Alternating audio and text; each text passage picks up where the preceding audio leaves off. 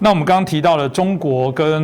美国的关系哦，这中美的关系一直都是大家更高度的来做关注哦，但没想到最后发现哦，中共的一些本质上反而没有，反而这个因为经济而做大了，它更财大气粗，对于世界各国的这些影响，甚至政治的干预，甚至包含对于台湾的威胁哦，日益的增高，所以这也是导致我们全世界美国不断的在做一些更改哦。当然中共势必也因为这样子而有所调整，因为我们刚刚提到的，它并没有因此姿态放软，所以大家就会想起说，那军事上它到底有什么改变？特别提到了中国原来有5大的战区，那这个大家会好奇是到底是哪5大？那会有因为现在包含印太地区，美国结合了许多的一些欧美国家，那包含提升了日本哦，加重在亚洲防卫重点的这些角色，当然有好奇，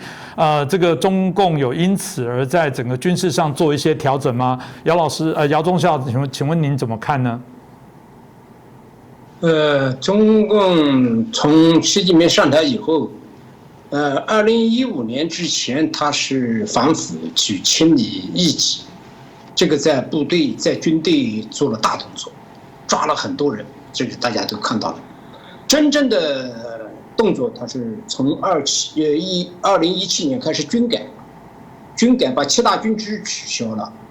成立了5大战区。当然，在这之前，他从上到下开始改革，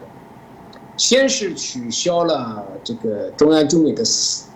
那个总参、总政、总后、总专4个部，然后成立了15个职能部门。这个他不是出于作战考虑，他是出于就像赵匡胤一样的这个杯酒释兵权，把权力全集中在手上。我们一直在认为习近平这是一个败笔。4总部它是军委的领导机关，它是个领导机关，你最后把它变成了一个职能部门，就是业务部门，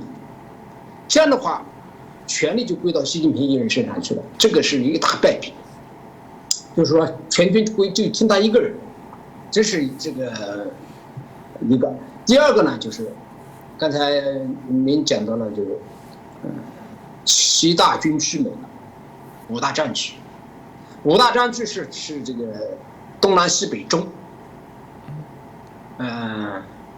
当然对着台湾来的呢是东部和南部战区，中部战区呢，它4面都可以作为预备队。支援哪方有事，他可以支援哪方，所以面对着台湾的是主要的是东部战区，然后南部战区要协防的，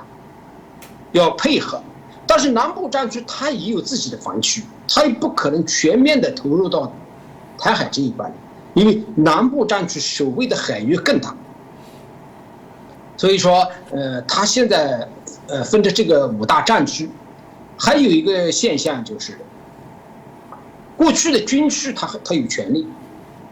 他比如说东部战区，他华东6省1市这个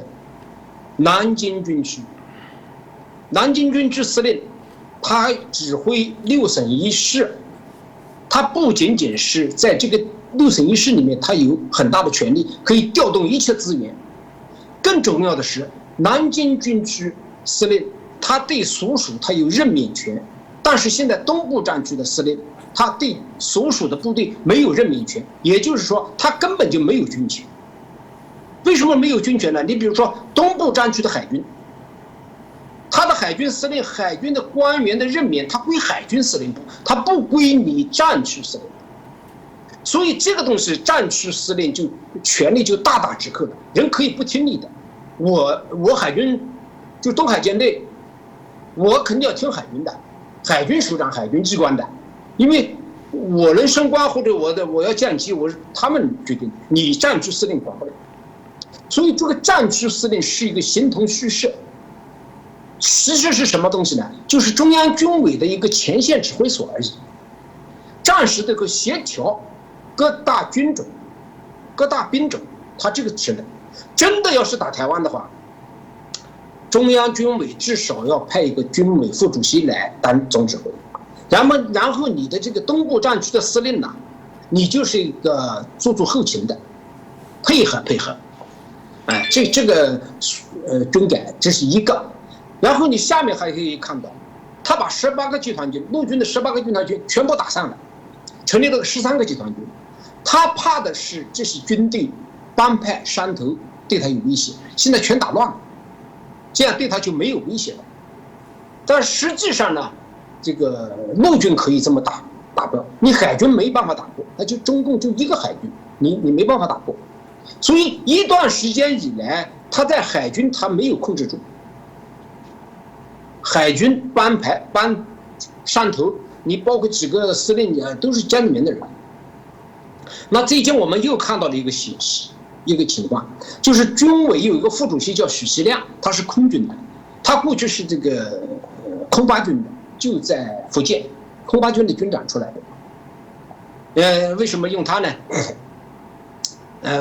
习近平以前在福建嘛，他就用他自己认识的人嘛，啊，但现在你比如说那个中部战区的司令易小光，才60出头吧，就又给免了。他在西部战区，大家都知道啊，1年内换了4个司令，其中有2个司令不见了，但是我们了解到这2个司令被抓起来，就是这个张旭东，这后面一个，一个是当了半年，一个当2个月，因为不听话，因为跟习近平在军事上有意见，不同的意见就把他抓起来，就跟以前8964的这个38军那个徐军长徐新清一样，徐新清不执行中央军委的命令，向学生开枪，判了5年，那这2个人也判了。那现在他又在整许其亮的手下，就是空军的出来的官员，他在整他。所以习近平现在对谁都不相信。所以中国最大的问题，我以前好多问题我都讲过，中国其实习近平面临2个问题，一个是他怕解放军，他控制不住，他怕解放军翻了天。第二个呢，我这次到纽约华盛顿，我就是把我这个研究成果向里面的领袖们和这智库的一些学者们汇报，听听大家意见。那么给我一个很深刻的意思就是，中国实际上怕跟美国脱钩，那边有个普遍的意识、普遍的倾向就是什么呢？如果中共对台动手，美国参战，是吧？那是肯定要参战的，但是参战的深度我们现在不知道，他不可能在家一动都不动的。当一参战的情况下，美国这边，我们一直在呼吁游说政府、游说国会，跟台湾关系正常化。你尽管不跟中共脱钩，你承认台湾，双重承认，中共就受不了。所以美国现在最拿手的东西其实是这个，并不是说要跟你点对点的作对厮杀，对吧？美国一般情况下，他只是说遏制中共对台的动手，他不是说要派军队主动的去打中共，但是他是防止战争，维护台海和平。那我这几天也是回来以后，我一直是在视频上也在讲这个问题。我说我支持台独，我平时为什么要支持台独？因为你中共只要打台湾，美国一承认，干嘛不台独？这中共受不了。其实台湾在这方面应该，虽然现在台湾政府包括蔡英文总统这块没有公开的说我要台独，是吧？中共其实一直是说你们台独，其实你们没有台独，他只是找这个借口而已。他欲加之罪，何患无辞？但是我就来真的，你要一打我，我就台独。我跟美国一关系正常化，我就台独，你敢不敢打？他打不了。他实际上，习近平最难的2点，一个是解放军他指挥不动，第二个他一打美国跟他脱钩，他就要命了。所以呢，这次呢，就是这次交流会呢，也是总感觉到，特别是智库的一些朋友们给我提供的这些方面的一些信息。我以前研究军事的，啊。但是他从这个角度一说呢，美国其实在这方面，可以在这上面有所作为，啊，支持跟台湾一旦关系正常化以后，支持台湾进入联合国，中共就要面子。